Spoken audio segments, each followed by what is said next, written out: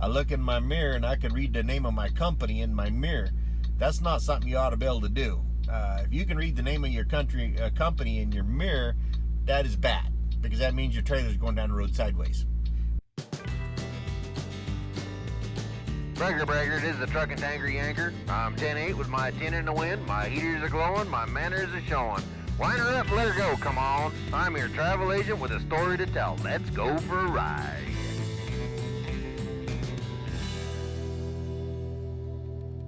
Hey, it's your truck and tanker Yanker again. And I just wanted to tell you, since I'm in the land of ice and snow, about something I was thinking about.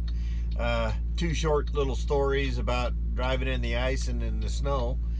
When I first started pulling a set of doubles, it was in the it was 1990. It was the first time I pulled a set of doubles, and they were dry vans.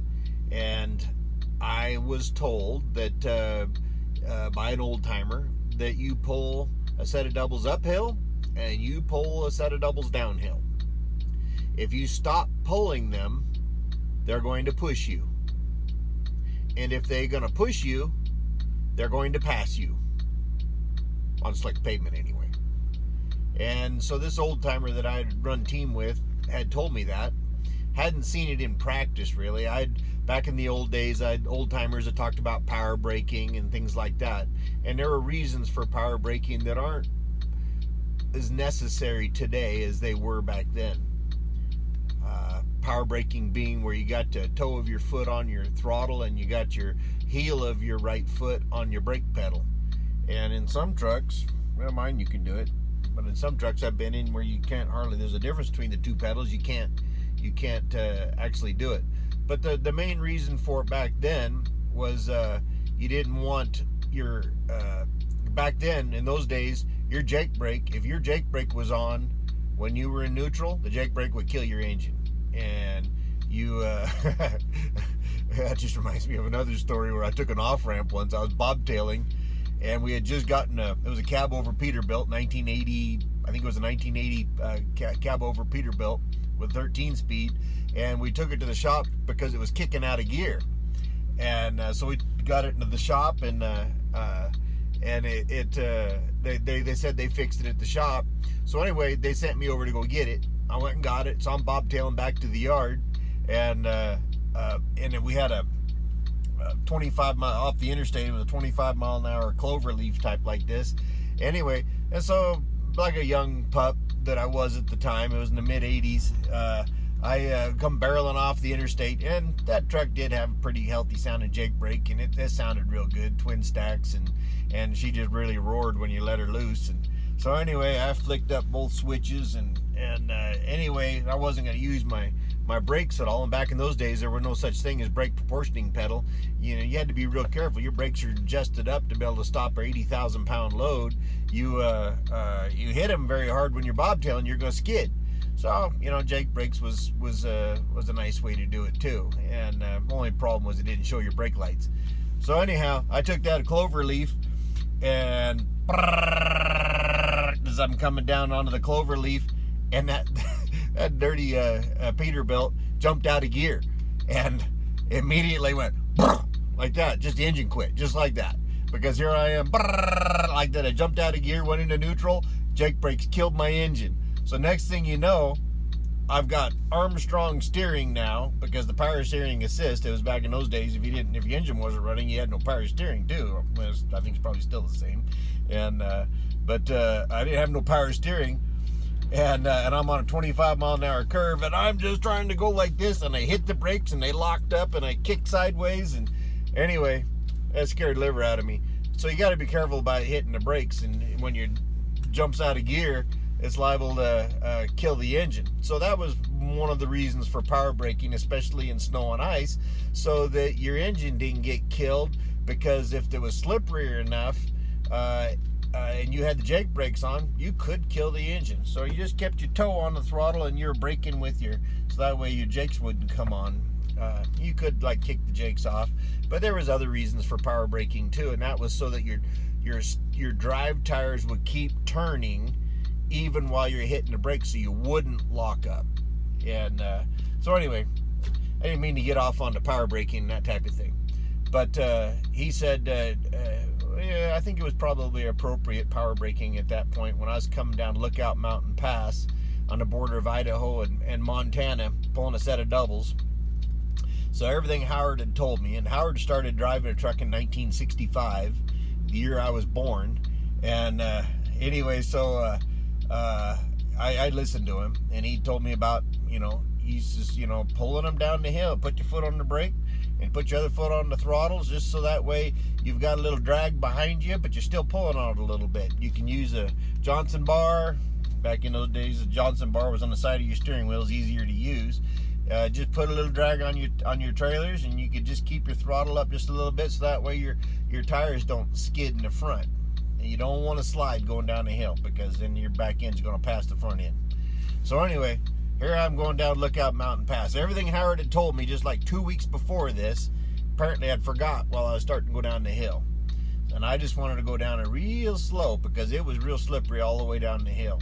And it's not that big a pass off the east side that I was going down. It's probably about, 3-4 miles, something like that, 6% grade.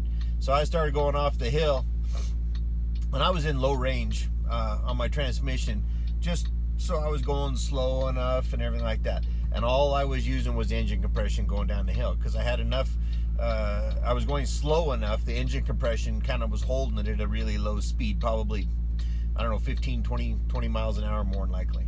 So anyway, as I started going down the hill, I'm about, roughly half mile down the hill, and I felt something loosey-goosey in the seat of my pants. I'm a pretty good seat of the pants driver. I can always feel when something's different in the seat of my pants. I look in my mirror, and I could read the name of my company in my mirror. That's not something you ought to be able to do. If you can read the name of your company in your mirror, that is bad, because that means your trailer is going down the road sideways. You should be able to just see the side of your trailer, not just looking down it long ways and not be able to read anything on it. But if you can read clearly your company name backwards in the mirror, you're in trouble. Anyway, and that was the other thing that Howard said. He said, if your trailers are going to pass you, you got a choice. You can let them pass you, and you're like really out of luck at that point. If your trailers pass you, you're going to end up with all kinds of damage on the shoulder of the road, in the ditch, out in a forest somewhere, down a ravine somewhere, upside down. Just think of the worst case scenario. You can end up like that if your trailer passes you. He says, if your trailer starts to pass you, main thing you got to do is outrun it. You got to stay in front of your trailer. He says, then you give her some throttle. Well, of course, when you're sliding like that, last thing you want to do is go faster. But I remember what Howard said. Okay, I didn't believe him up to that point, but I decided to start believing him at that point. And I gave her some throttle, went the next gear up, so I'm going a little faster than I wanted to go, but I stayed in front of my trailers. And so instead of using engine compression, then I'm starting to use brakes, because brakes, if your brakes are adjusted right, then they should be coming on fairly evenly all the way to the back.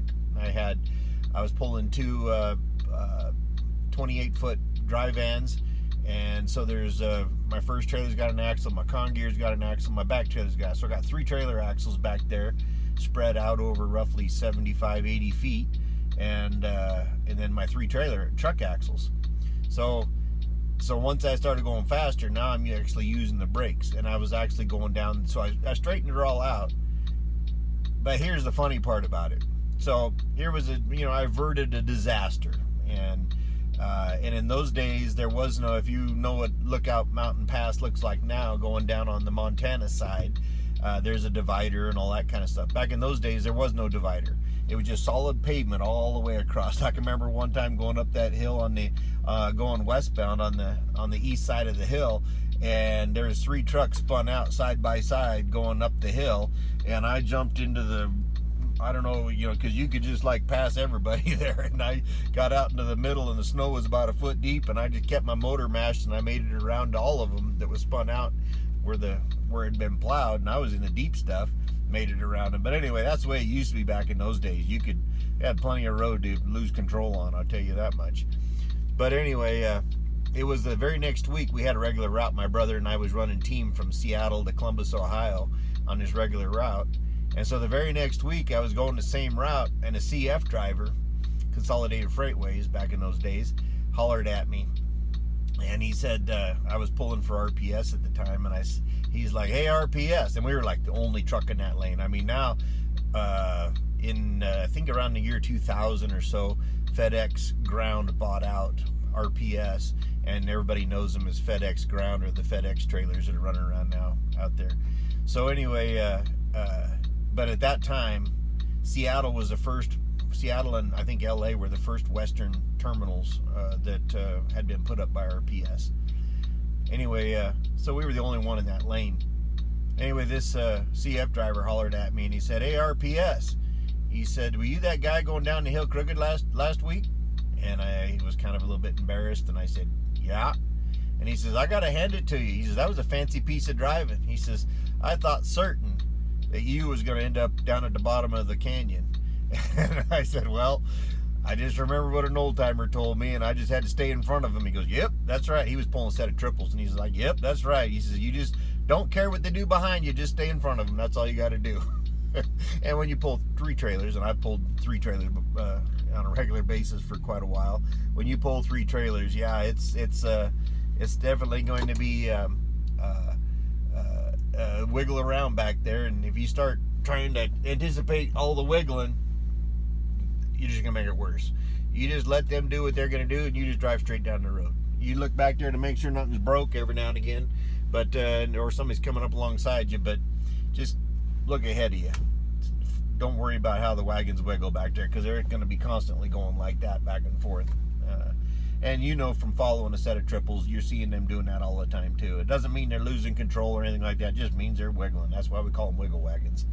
But anyway, the other little story about going down the hill was, it wasn't more than maybe a couple of weeks later, after I went down that Lookout Mountain Pass, that my brother David was going down. I was in bed sleeping. We were driving a Peterbilt, and I was in bed sleeping, and he was going down Pipestone, or Homestake Pass. Everybody calls it something different. Butte, Montana. And he was going down the west side of Homestake. And this is the way I woke up. I'm just in a dead sleep, dreaming nice dreams, and my brother hollers back, "Dennis, start praying!" That's not a good way to wake up, I guarantee you that. I'll tell you what, I woke up just like that. Open the curtain that fast. I look out there, and what I'm seeing, and if anybody's ever gone down that pass, you know that there's quite a view coming off that pass. You can see all of Butte down below you. It's just a big drop off down there. And the side of the road, I can't remember what the guardrail was in those days, but wasn't near as much as it is now. And all I remember seeing was that instead of it being road directly in front of me, what I saw directly in front of the truck was clear blue sky and a great vista. He was going down the road sideways. And the only thing in our favor was we were only going about 10 miles an hour sideways down the road. And he's got both hands on the wheel, and he's sitting there with his eyes this big, and he's going, "What do I do? What do I do?" And it's like, well, I just had this very same situation a couple of weeks beforehand, and I don't tell you the truth, all these years later, I can't remember if, how much we talked about my going down the hill crooked. You know how it is about a pride thing, and I don't know if I even told him about that, because he was in bed sleeping and he didn't know I went crooked down the hill. So you try to inspire confidence in your co-drivers, right? So anyway, I said, "Give her a little throttle, David, give her a little throttle." He goes, "I don't want to go faster, I don't want to go faster." I'm like, because I could just see from the way we were pointing that his trailers were going to be coming around. I couldn't see in his mirrors, but I knew his trailers were going to be coming around. And so anyway, I just, "Give her a little throttle, give her a little throttle." And he did. And the truck sort of got back on the course the way he wanted to go down the hill. But we were only doing maybe 15 mile an hour by this time. Anyway, he got it over to the shoulder of the road, and he got to a dead stop. And I tell you what, he was breathing like he just finished a marathon. He was... But I tell you what, I felt like that a couple weeks before that. But anyway, That's what it is to come down a hill sideways with a set of trailers, I tell you what. And then one of the things you just got to keep in mind is that you pull them downhill and you pull them uphill. Don't let them pass you. You got to stay in front of them, because if they pass you, you're had. That's all there is to it. So just keep remembering that. This is the Truck and Tanker Yanker, and we got more family-friendly stories. If you subscribe, hit the bell so we can remind you, and give me a thumbs up if you like the story. If it was anything that would benefit to you, if you got a question, give me a question. I'll answer a question. Even if you didn't even ask a question, I'll answer your questions. And but just take it easy. Take it easy. Mellow. Take it easy. Keep the shiny side up, the dirty side down. Look on beyond your hood ornament, and don't be a bumper sticker. Put some following distance in there. Look a little further. You know how far people look down the road? 40 feet. Roughly 40 feet. That's all people look. Look further down the road than 40 feet, like roughly 12 seconds, or as far as you can possibly see and back, and just keep roving your eyes around. All right, that's all. I'm gonna quit preaching now. All right, so just don't be a bumper sticker, and take it easy. All right, this is Truck and Tanker Yanker. We gone.